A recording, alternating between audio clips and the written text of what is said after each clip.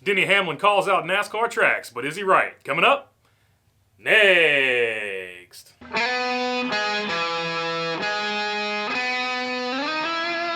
What's going on, everybody? If I haven't earned your subscription, hopefully today is the day I will earn that subscription. All right, Denny Hamlin went to Twitter the other night to blast NASCAR tracks for something he thinks is a little shady. Let's take a look at what he said. He was responding to Jenna Fryer, who said, "Remember when Big Haas was the greatest invention of at-track fan experience?" I do, but this has to stop. Tracks are taking all the money, yet not reinvesting it back into their facilities. If the teams showed up with fenders ripped off and junk equipment, pit boxes, NASCAR would have a serious problem with that. Why can't we treat the tracks the same? And just like that, Denny becomes the people's champ, at least on this particular issue, because I'm going to have to say I completely and totally agree with him for several reasons. The first reason is, back in the day, if you went to a NASCAR track, it was like a festival of speed. I mean, they had walls to climb. They had all kinds of vendor booths. There was the Chevrolet booth. There was the Toyota booth. There was the Ford booth. And even back in the day, the Pontiac booth, Dodge, so on and so forth. Not only that, but sponsors were out there. I remember I went to Charlotte and got Tornadoes back when Ryan Newman was driving the Tornadoes car. They were handing out free samples. There were all kinds of like free t-shirts, free hats, free swag, free seat cushions. There were all kinds of things. It was literally like going to a carnival sans the rides, except there actually were rides, because when Army sponsored Mark Martin and Eric Almirola and all the guys that drove that Army car, the Army had a simulator, so there were even rides there at one point. Now you go to the racetrack, there might be the Fanatics tent, and there are maybe 3 or 4, maybe at most 10 trucks or trailers from the teams that are selling their merchandise. But the days of the sponsors putting their own tents and things like that out there has gone away, and I think it's ridiculous because aside from the NFL, NASCAR consistently is the highest viewed sport on TV. And basically the highest attendance-wise, too.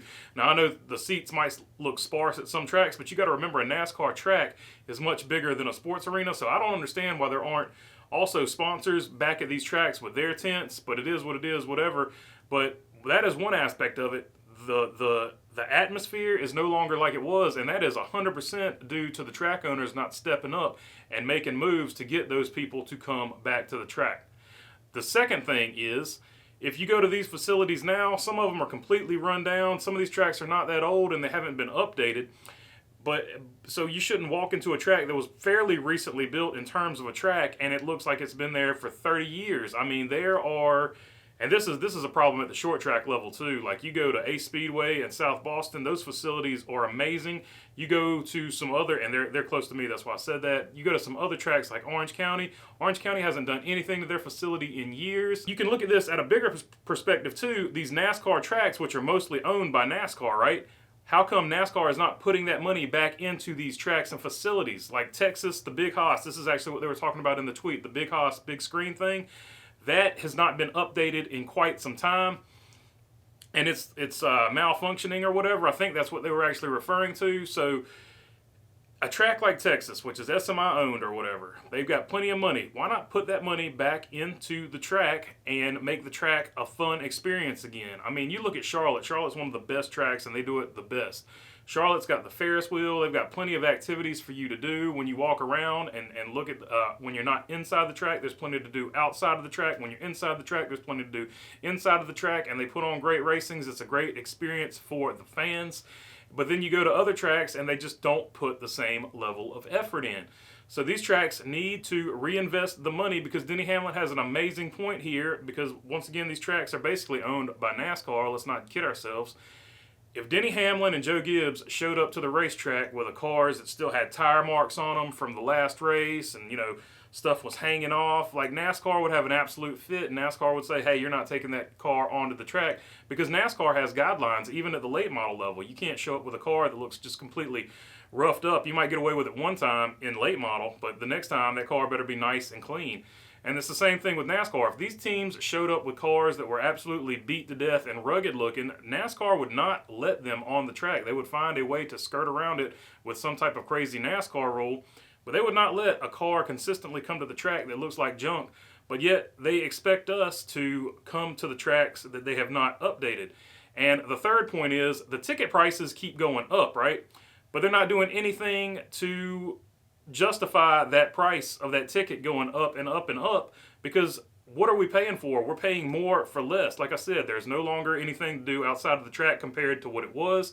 And also, the inside of the track, they're not doing as good a job as they could do with the interior of the track as well. So you keep raising the price of the tickets, but also you're not doing anything to justify the raising the price of the tickets.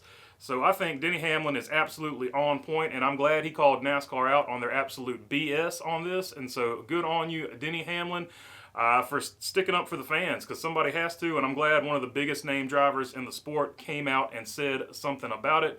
And I'm not even like a huge Denny Hamlin fan or anything like that, but I am super glad one of the superstars of the sport came out and said something about NASCAR's absolute just hypocrisy. Like they want one thing to be absolutely perfect, but then they're not taking care of their own stuff. So I thought that was really good on his part.